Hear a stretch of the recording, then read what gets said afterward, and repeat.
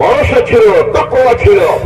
তিনি ছেলেদেরকে বললেন, আমাকে পাসপোর্ট বানিয়ে দাও এবং তোমরা আমার সঙ্গে ছিল। আমি যখন আর বাঁচবো না, আমি চলে যাই মক্কাতুল মুকাররমায়, গিয়ে উমরা হজটা আদায় করে আসি। মহিলা চলে গেছেন মক্কাতুল মুকাররমায়। যাওয়ার পরে সেখানে গিয়ে যতদিন ছিলেন পানি পান করা শুরু করলেন। সেই পানি, যেই পানির নাম হলো জমজমের পানি। কোন পানি? 20 দিনের মধ্যে সেখানে থাকলেন। সব সময় এই পানি পান করলেন আর আল্লাহর কাছে দোয়া করলেন, আল্লাহ হায়াতের মালিক তুমি আল্লাহ। এবার বলুন, হায়াতের মালিক কে? মৌতের মালিক কে? সুস্থতা দেওয়ার মালিক কে?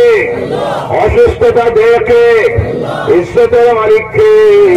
আল্লাহ। সেই আল্লাহ তো যিনি সাগরকে মরুভূমি বানাইতে পারেন আর মরুভূমিকে মুহূর্তের মধ্যে আল্লাহ পাক সাগর বানাইয়া দিতে পারে।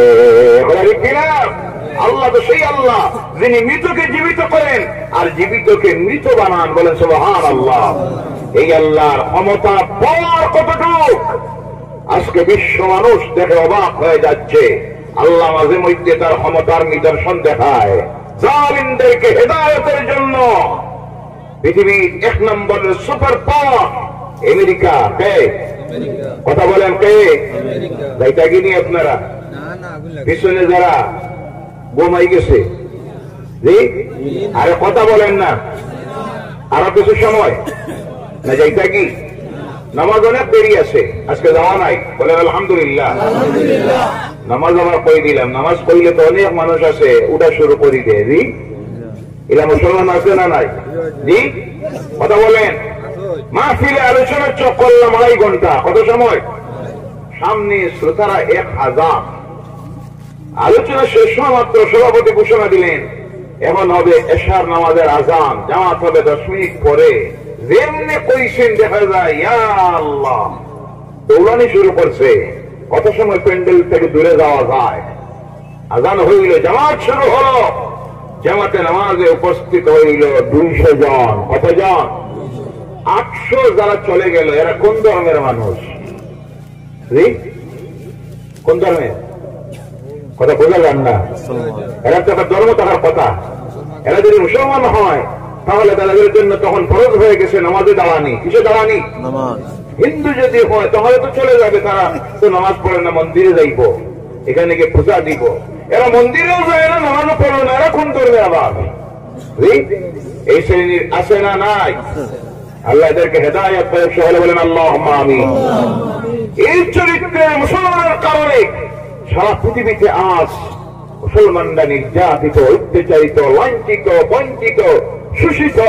আল্লাহ এদেরকে হেদায়েত করে। সকলে বলেন আল্লাহুম্মা আমিন। আমেরিকার বুকে পৃথিবীর 1 নম্বরের সুপার পাওয়ার তাদেরকে, যারা সারা পৃথিবীকে রাষ্ট্রনেতাগুলিকে তাদের গোলাম বানাইয়ে ঘুরাইতেছে। বলেন নাউযুবিল্লাহ। আজ আল্লাহ শক্তির সামনে সারেন্ডার হয়ে গেছে। সুবহানাল্লাহ বললেন না? ধরাইয়া দিল আগুন কে? জোরে বলার কে? কেন ধরাইল? তোমরা তো এই আমেরিকা প্রকাশ্যে সাহায্যে 64,000 নিরপরাধ ফিলিস্তিনিদেরকে ইসরায়েলের জালিম দিন দিয়ে তোমরা হত্যা করাইছ। ফাউন্ড দিয়েছ $2,000 মিলিয়ন। নিরপরাধ 40,000, কত হাজার? শিশুদেরকে তোমরা হত্যা করাইছ। 20,000 নিরপরাধ মহিলাদেরকে তোমরা এই বোমা মেরে জমিন থেকে বিদায় করে দিয়েছ। 10 তলা 20 তলা বিল্ডিং আগুন ধরেছে বোমা হামলায়। হসপিটালে গিয়েও আশ্রয় পায় নাই, শরণার্থী শিবিরেও নিরাপত্তা পায় নাই। বোমা হামলা করেছ। কিন্তু একদিকে আল্লাহ দেখাইয়া দিয়েছে সব হামলার পরও তারা ধৈর্য ধরেছে। বলেন সুবহানাল্লাহ। ফিলিস্তিনিরা ধৈর্য ধরেছে। সাহায্য চাইছে কার কাছে? আল্লাহর সাহায্য এসেছে। একদিকে ইসরায়েলের জালিমেরা বাধ্য হয়েছে হামাস নামের মুজাহিদদের সঙ্গে চুক্তি করতে। বলে সুবহানাল্লাহ। যেখানে তাদের ঘোষণা ছিল হামাসকে জমিন থেকে নিশ্চিহ্ন না করা পর্যন্ত গাজার থেকে, ফিলিস্তিন থেকে আমরা সরব না। যারা এই ঘোষণা দিয়েছিল আজ